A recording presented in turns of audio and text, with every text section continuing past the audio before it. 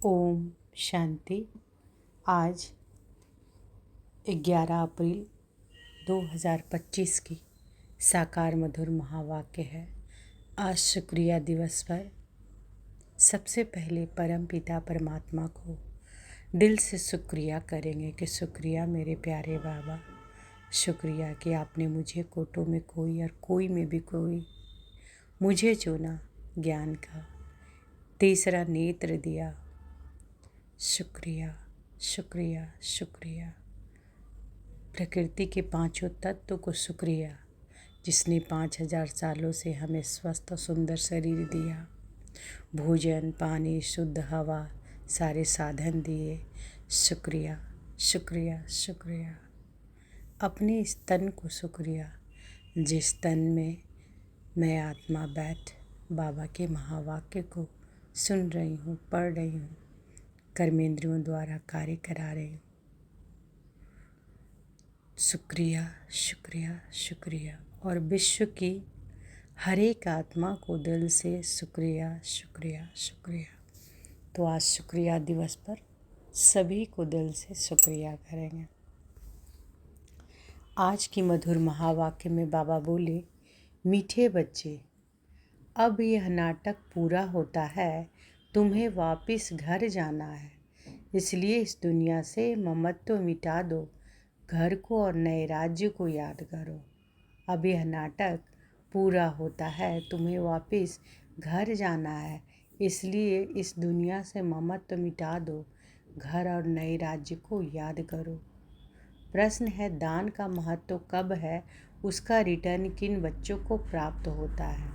दान का महत्व कब है, उसका रिटर्न किन बच्चों को प्राप्त होता है? उत्तर है, दान का महत्व तब है जब दान की हुई चीज़ में ममत्व ना हो। अगर दान किया फिर याद आया तो उसका फल रिटर्न में प्राप्त नहीं हो सकता। दान होता ही है दूसरे जन्म के लिए, इसलिए इस जन्म में तुम्हारे पास जो कुछ है उससे ममत्व मिटा दो, ट्रस्टी होकर संभालो।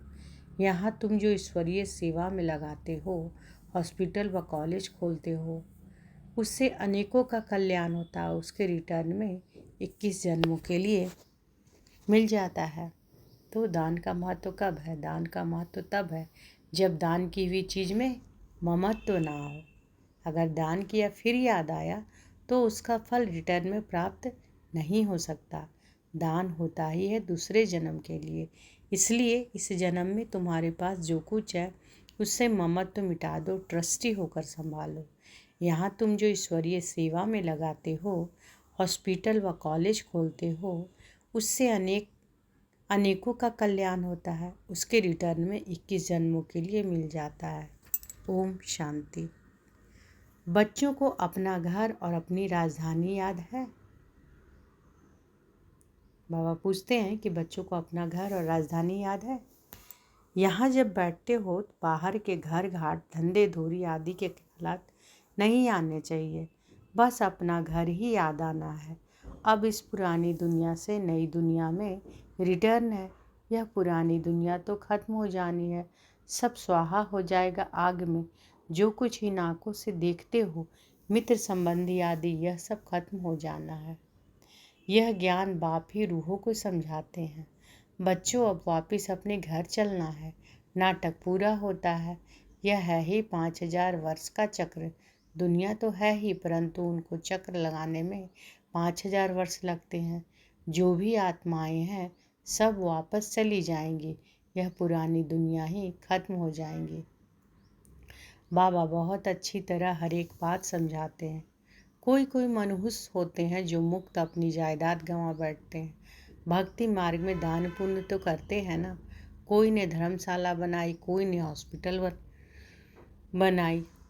बुद्धि में समझते इनका फल दूसरे जन्म में मिलेगा। बिगर कोई आस अनासक्त हो कोई करे, ऐसा होता नहीं। बहुत कहते हैं कि फल की चाहना हम नहीं रखते हैं, परंतु नहीं, फल अवश्य मिलता है। समझो कोई के पास पैसा है, उनसे धर्मायु दे दिया तो बुद्धि में यह रहेगा कि हमको दूसरे जन्म में मिलेगा। अगर ममत्व तो गया, मेरी यह चीज़ ऐसा समझ, तो फिर वहाँ नहीं मिलेगा।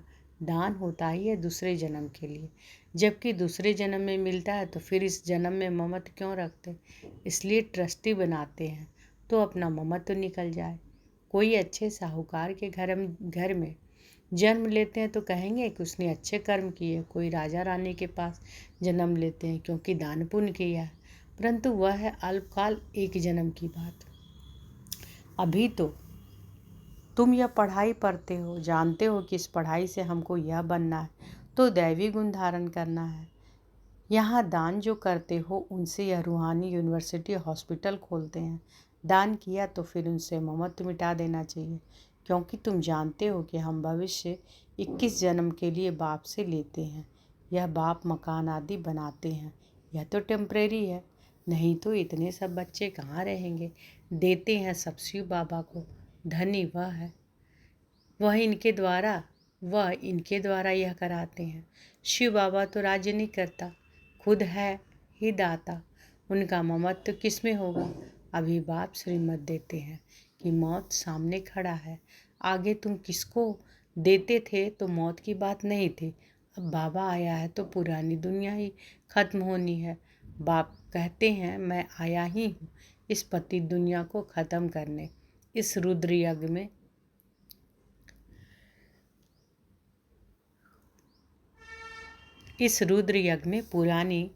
सारी पुरानी दुनिया स्वाहा होनी है। जो कुछ अपना भविष्य बनाएंगे तो नई दुनिया में मिलेगा, नहीं तो यहाँ ही सब कुछ खत्म हो जाएगा, कोई न कोई खा जाएगा। आजकल मनुष्य उधार पर भी देते हैं, विनाश होगा तो सब खत्म हो जाएंगे, कोई किसी को कुछ देगा नहीं, सब रह जाएगा। आज अच्छा है कल दिवाला निकाल देता, कोई को भी कुछ पैसा मिलने का नहीं। कोई को दिया यह मर गया, फिर कौन बैठ रिटर्न करते हैं। तो क्या करना चाहिए, भारत के 21 जन्मों के कल्याण लिए फिर अपने 21 जन्मों के कल्याण के लिए उसमें लगा देना चाहिए। तुम अपने लिए करते हो, जानते हो कि श्रीमत पर हम उच्च पद पाते हैं, जिससे 21 जन्म सुख शांति मिलेगी। इनको कहा जाता है अविनाशी बाबा की रूहानी हॉस्पिटल और यूनिवर्सिटी, जिससे हेल्थ वेल्थ और हैप्पीनेस मिलती है। कोई को हेल्थ है वेल्थ नहीं तो हैप्पीनेस रह नहीं सकती, दोनों है तो हैप्पी भी रहते हैं। बाप तुमको 21 जन्मों के लिए दोनों देते हैं, तो 21 जन्मों के लिए जमा करना है। बच्चों का काम है युक्ति रचना। बाप के आने से गरीब बच्चों की तकदीर खुल जाती है। बाप है ही गरीब निवाज, साहूकारों की तकदीर में ही यह बातें नहीं है। इसमें भारत सबसे गरीब है, जो साहूकार था वही गरीब बना है। इस समय सब पाप आत्माएं हैं, जहाँ पुण्य आत्मा है वहाँ पाप आत्मा एक भी नहीं। वह है सतयुग सतो प्रधान, यह है कलयुग तमो प्रधान। तुम तो भी पुरुषार्थ कर रहे हो सतो प्रधान बनने का। बाप तुम बच्चों को स्मृति दिलाते हैं तो तुम समझते हो कि बरोबर हम ही स्वर्गवासी थे, फिर हमने 84 जन्म लिए हैं, बाकी 84 लाख योनियाँ तो गपोड़ा है। क्या इतना जन्म जानवर योनि में रहे? यह पिछाड़ी का मनुष्य का मर्तबा है क्या? अब वापस जाना है? अब बाप समझाते हैं मौत सामने खड़ा है, 40-50 हजार वर्ष है नहीं। मनुष्य तो बिल्कुल घोर अंधियारे में है, इसलिए कहा जाता है पत्थर बुद्धि। अभी तुम पत्थर बुद्धि से पारस बुद्धि बनते हो। यह बातें कोई सन्यासी आदि थोड़ी ही बता सकते हैं। अब तुमको बाप स्मृति दिलाते हैं कि वापस जाना है, जितना हो सके अपना बैगेज ट्रांसफ़र कर दो। बाबा यह सब लो, हम सतयुग में 21 जन्म लिए पालेंगे। यह बाबा भी तो दान पुण्य करते थे, बहुत शौक था। व्यापारी लोग 2 पैसा धर्मायु निकालते हैं, बाबा एक आना निकालते थे, कोई भी आवे तो दरवाजे से खाली न जाए। अभी भगवान सम्मुख आए हैं, यह किसी को पता नहीं है। मनुष्य दान पुण्य करते करते मर जाएंगे, फिर कहाँ मिलेगा। पवित्र बनते नहीं, बाप से प्रीत रखते नहीं। बाप ने समझाया है, यादव और कौरवों की है विनाश काले विपरीत बुद्धि, पांडवों की है विनाश काले प्रीत बुद्धि। यूरोपवासी सब यादव हैं जो मुसल आदि निकालते रहते हैं। शास्त्रों में तो क्या क्या बातें लिख दी है, ढेर शास्त्र बने हुए ड्रामा प्लान अनुसार। इसमें प्रेरणा आदि की बात नहीं, प्रेरणा माना विचार। बाकी ऐसे थोड़े ही बाप प्रेरणा से पढ़ाते हैं। बाप समझाते हैं, यह भी एक व्यापारी था, अच्छा नाम था, सभी इज्जत देते थे।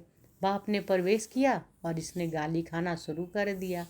शिव बाबा को जानते नहीं, न उनको गाली दे सकते हैं, गाली यह खाते हैं। श्री कृष्ण ने कहा ना कि मैंने माखन खायो, यह भी खाते हैं।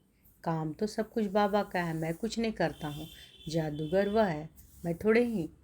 मुफ्त में इनको गाली दे देते हैं। हमने कोई को भगाया क्या? किसी को भी नहीं कहा कि तुम भाग कर आओ। हम तो वहाँ थे, या आपे ही भाग आए। मुफ्त में दोष डाल दिया है। कितनी गाली खाई, क्या क्या बातें शास्त्रों में लिख दी है। बाप समझाते हैं कि यह फिर भी होगा। यह है सारी ज्ञान की बातें।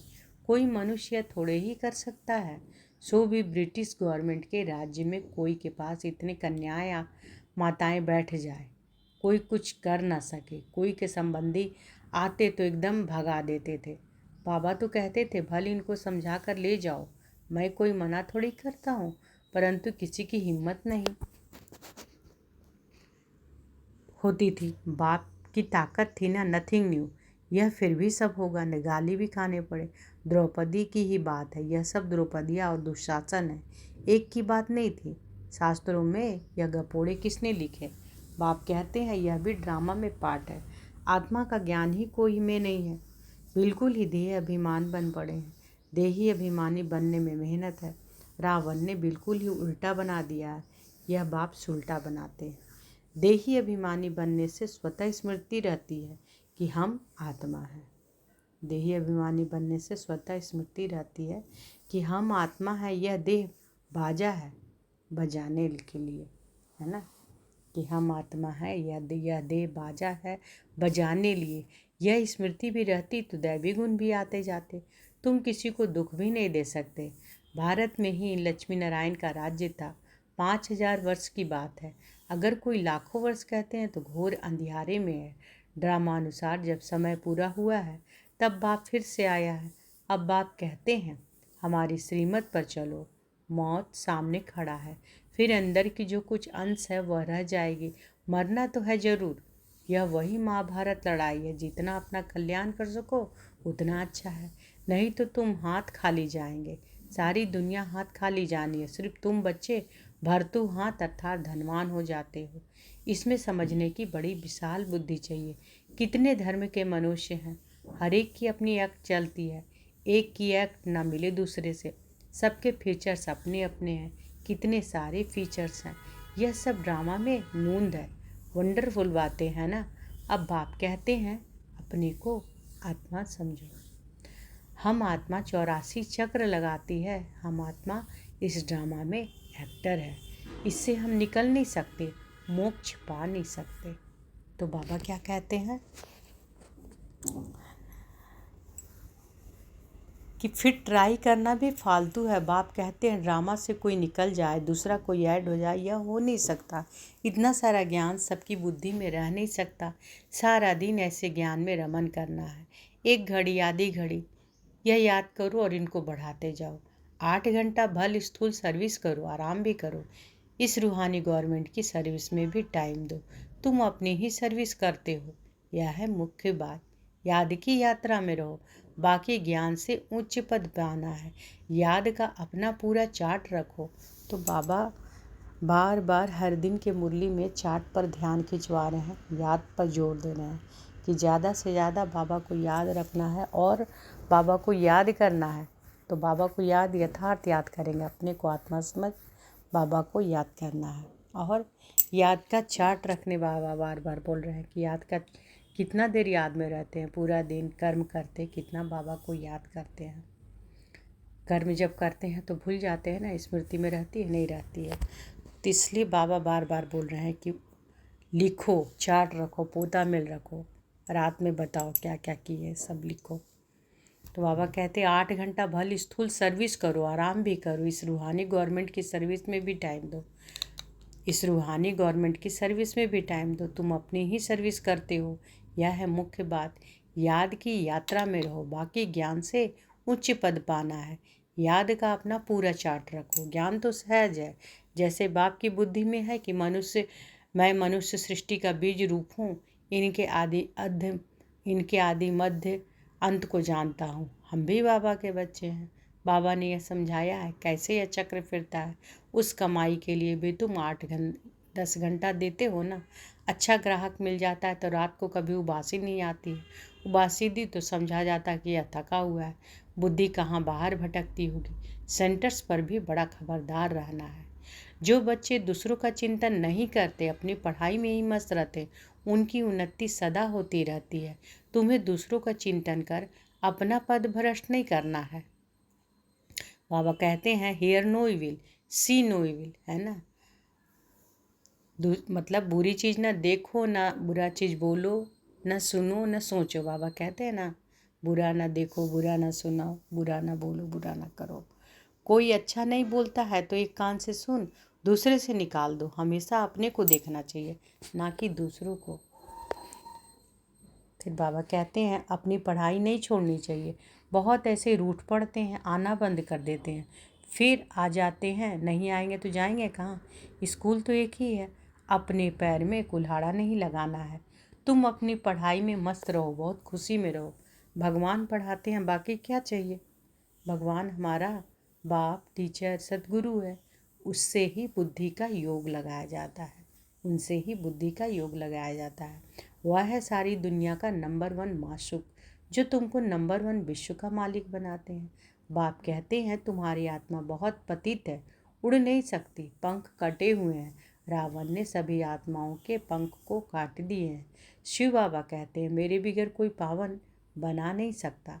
सब एक्टर्स यहाँ हैं, वृद्धि को पाते रहते हैं, वापिस कोई जाते नहीं। अच्छा, मीठे मीठे सिकी लधे बच्चों प्रति माता पिता बाप दादा का याद प्यार और गुड मॉर्निंग।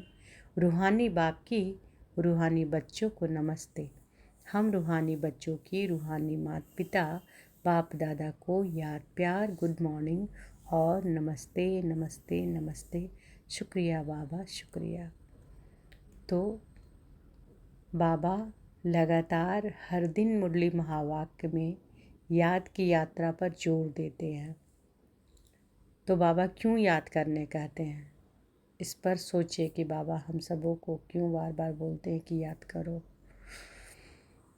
और चार्ट रखो, पोता मिल रखो, कितनी देर याद में रखते हो। क्योंकि दुनियाई बातों में तो ज़्यादा रहते हैं हम सब ना, क्योंकि आदत पड़ चुका है। बाबा कहते आदत पड़ चुका है, तो उस आदत को ख़त्म कर बाबा की श्रीमत को फॉलो करना है। पूरा दिन बाबा के याद में रहना है। धारणा के लिए बाबा आज दिए हैं 2 मुख्य सार। धारणा के लिए मुख्य सार पहला है स्वयं के चिंतन और पढ़ाई में मस्त रहना है, दूसरों को नहीं देखना है। धारणा ये करनी है, धारण करनी है अपने में। धारणा यानी धारण करनी है। स्वयं के चिंतन और पढ़ाई में मस्त रहना है, दूसरों को नहीं देखना। अगर कोई अच्छा नहीं बोलता है तो एक कान से सुन, दूसरे से निकाल देना। रूठ करके पढ़ाई नहीं छोड़नी। दूसरा है जीते जी सब कुछ दान करके अपना ममत्व मिटा देना। पूरा विलकर ट्रस्टी बन रहना, हल्का रहना। देही अभिमानी बन सर्वदैवी गुण धारण करने हैं। वरदान आज बाबा ने दिया है, तो अनुभव करें कि बाबा का वरदहस्त हमारे सिर पर है। बाबा ने वरदान दिया, भिन्नता को मिटाकर एकता लाने वाले सच्चे सेवाधारी भव। भिन्नता को मिटाकर एकता लाने वाले सच्चे सेवाधारी भव। ब्राह्मण परिवार की विशेषता है अनेक होते भी एक। आपकी एकता द्वारा ही सारे विश्व में एक धर्म, एक राज्य की स्थापना होती है। इसलिए विशेष अटेंशन देकर भिन्नता को मिटाओ और एकता को लाओ, तब कहेंगे सच्चे सेवाधारी। सेवाधारी स्वयं प्रति नहीं लेकिन सेवा प्रति होते हैं। स्वयं का सब कुछ सेवा प्रति स्वाहा करते हैं। जैसे साकार बाप ने सेवा में हड्डियां भी स्वाहा की, ऐसे आपके हर कर्मेंद्रियां द्वारा सेवा होती रहे। स्लोगन है, परमात्म प्यार में खो जाओ तो दुखों की दुनिया भूल जाएंगी। परमात्म प्यार में खो जाओ तो दुखों की दुनिया भूल जाएंगी। अव्यक्त इशारे है, कंबाइंड रूप की स्मृति से सदा विजयी बनो। सदा स्मृति रखो कि कंबाइंड थे, कंबाइंड हैं और कंबाइंड रहेंगे। सदा क्या स्मृति रखना है? कंबाइंड थे, कंबाइंड हैं और कंबाइंड रहेंगे। कोई की ताकत नहीं, जो अनेक बार के कंबाइंड स्वरूप को अलग कर सके। प्यार की निशानी है कंबाइंड रहना। यह आत्मा और परमात्मा का साथ है।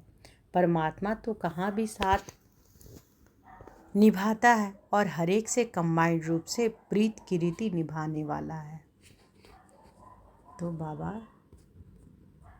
के महावाक्य में आज बाबा ने क्या कहा कि अब यह नाटक पूरा होता है, तुम्हें वापस घर जाना है, इसलिए इस दुनिया से ममत्व मिटा दो। बाबा याद करवा रहे हैं कि अब यहाँ पुरानी दुनिया से ममत्व मिटाओ, अब जाना है वापस घर को और नए राज्य को याद करो। घर हमारा कौन है? शांति धाम, जहाँ हम इस तन को छोड़कर जाएंगे, और राजधानी सुखधाम स्वर्ग है। तो बाबा ये दोनों को याद करने कहते हैं। और बाबा ने क्या कहा? बाबा बोले कि अपनी पढ़ाई में चिंतन में रहना है और अपनी पढ़ाई में मस्त रहना है। स्वयं की चिंतन में और पढ़ाई में मस्त रहना है। दूसरा को नहीं देखना है, बुरा ना बोलना है, ना देखना है, ना सुनना है ना। एक कान से सुन, अगर कोई सुनाता भी नहीं, अच्छा नहीं बोलता है तो सुन, दूसरे कान से निकाल देना है, रूठ करके पढ़ाई नहीं छोड़नी। और बाबा कहते हैं कि सदा स्मृति रखो। क्या स्मृति रखना है? कि कंबाइंड थे, कंबाइंड हैं, कंबाइंड रहेंगे, है ना। यह आत्मा और किसका साथ है? परमात्मा का साथ, है ना। परमात्मा कहाँ भी साथ निभाता है और हर एक से कंबाइंड रूप से प्रीत की रीति निभाने वाला है। तो बाबा परमात्मा खुद स्वयं परमात्मा पिता ये बात बोल रहा है। सोचिए, भगवान ये बात बोल रहा है कि परमात्मा कहाँ भी साथ निभाता है, तो उसकी याद में तो रहना चाहिए ना। लेकिन माया क्या है? बार बार बुद्धि को इधर उधर भटका देती है। तो इसलिए बाबा हमेशा कहते हैं चार्ट रखो, चार्ट रखो, चार्ट बनाओ, आज का पूरा दिन कितना देर याद में रहे, तो ऐसे उन्नति होगी। बाबा कहते हैं ना, ऐसे उन्नति होगी। क्योंकि चार्ट जैसे देखेंगे कि अरे आज तो 1 घंटा याद किए, आज तो आधा घंटा है, आज मुझे ज़्यादा करना है, तो ऐसे करके बाबा बोलते हैं कि अपने चार्ट रखो, याद की यात्रा पर रहो, कंबाइंड रहो। क्या सोचो, क्या सोचना है?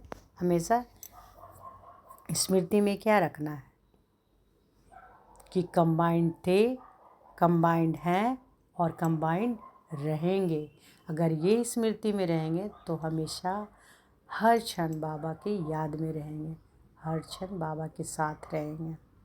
अच्छा, शुक्रिया बाबा, शुक्रिया। ओम शांति।